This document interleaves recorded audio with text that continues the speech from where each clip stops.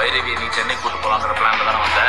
மொசை பிடிக்கிற நான் முகரையை பார்த்தா தெரியாது, பார்வையிலே தெரியுது நீ எவ்வளோ பெரிய ஃப்ராடு.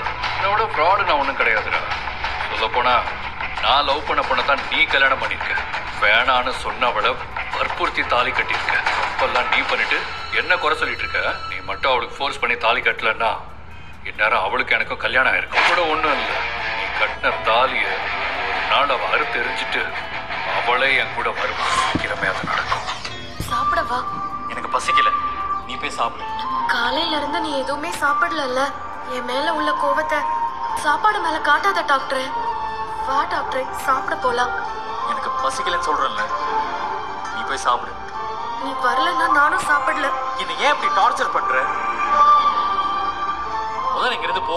நான் பண்ண தப்புக்குதே உங்க அம்மா காலில் விழுந்து மன்னிப்பு கேட்டேன்ல, அப்பயும் உன் கோவம் போலன்னா உன் கோவம் தீர்ற வரைக்கும் என்ன அடிச்சிட்டு டாக்டர்.